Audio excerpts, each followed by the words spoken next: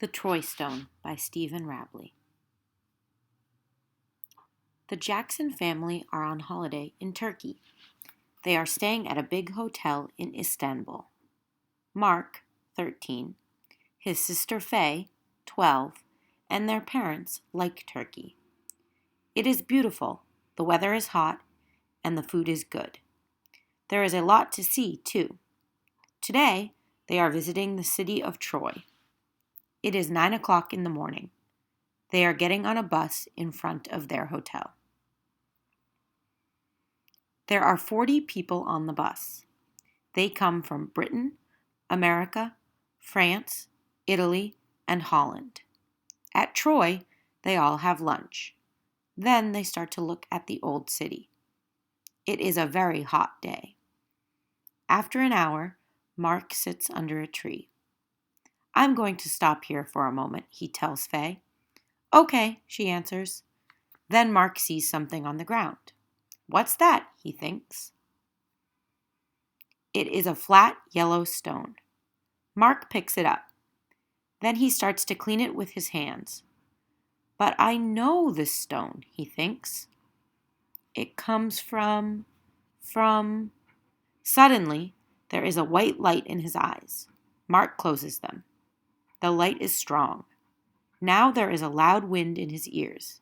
He cannot hear or see anything. What's happening, he thinks. 10 seconds later, the light and the wind stop. Mark opens his eyes. He is standing on a beach. He can see hundreds of ships and men. Behind him, there is a beautiful city with high walls. Where am I, he thinks. Where's my family? He puts the yellow stone in his pocket. Then one of the men says to him, Boy, come here. Me? Mark walks across the beach to a long black ship. Carry this, the man says. He gives Mark a lot of wood. Then he gets off the ship. Follow me, he says. Mark follows him. The man is very tall and has a short brown beard. I don't know your face, he says. Are you new here? Yes, Mark answers. That's right, I'm new here. My name is Andros, says the man. He and Mark walk for another 10 minutes. Then they climb a small hill. At the top, Mark stops. There, in front of them, is a big wooden horse. Andros sees Mark's face and smiles. Well, what do you think of it? He asks. Mark does not answer, and Andros says, This horse is going to win the war for us Greeks. They walk down the hill. There are a lot of men working under the horse. One of them talks to Andros. There's a problem, he says. We can't find a stone for the second eye. We must find one before tomorrow. Mark looks at the horse's one bright eye. Then he remembers the stone in his pocket. Wait, he says. I think I can help you. He takes the stone out of his pocket. But how? Says Andros. The man smiles. That's it.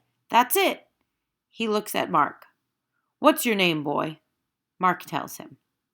He's new here, says Andros. Ah, the man is very happy. Well, we must thank him. I know. You can come with us in the horse tomorrow night. Mark's mouth opens. Me? That evening, Mark sits near a big fire on the beach. There is an old woman beside him. Her name is Anna, and she is a cook. She tells Mark lots of stories. Stories about Greece, the war, and the beautiful princess, Helen. In the end, she goes to bed. Goodbye, boy, she says. Come and see me again one day. Come and see me again. Next morning, the horse is ready. Greek soldiers pull it to the gates of Troy. Then they leave it there. Inside the horse there are 40 Greeks. They wait all afternoon under the hot yellow sun. Mark is sitting in the horse's head. What happens now, he thinks. Suddenly, the gates open. Trojan soldiers walk out.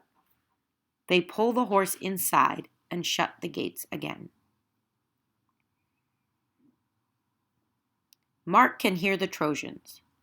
Why are the Greeks giving us this horse? Asks one. Do you think they want to end the war? Yes, look, says a soldier on top of the city walls. Their ships are leaving. After that, the Trojans eat, sing, and dance all evening. Then they go to bed very late, and Troy is quiet. At that moment, the Greeks climb out of the horse. 4 men go to the gates and open them. A minute later, there are thousands of Greek soldiers in the city. They and their ships are back. They run from one building to another. In 5 minutes, Troy is on fire. Mark watches all this. Suddenly, he sees a beautiful woman. She is running along the city walls. It's Helen, he thinks. Helen of Troy. At that moment, Andros says, Follow me, boy. He runs down a small street very fast. Mark follows, but the street is full of smoke. After a minute, he cannot see anything. Andros, he says, where are you? Then, suddenly 2 Trojans with swords come out of the smoke. Mark looks at them. Please don't kill me, he says. Don't kill me, please. Mark, it's 4 o'clock. The bus is leaving in a minute. Faye is looking down at Mark. After a moment, he suddenly wakes up. What? He asks. The bus is leaving, Faye says again. Then she asks, Are you okay? Your face is white. And what's that dirty stone? Mark looks at the yellow stone in his hand. This? Oh, it's nothing, he says. Mark stands up. He sees an old woman. She has lots of small wooden horses in a basket. Do you want one, boy? She asks. Yes, why not? Mark buys a horse and looks at the woman. No, it can't be, he thinks. He walks to the bus. Behind him, the old woman smiles. Goodbye, boy, she says. Come and see me again one day. Come and see me again.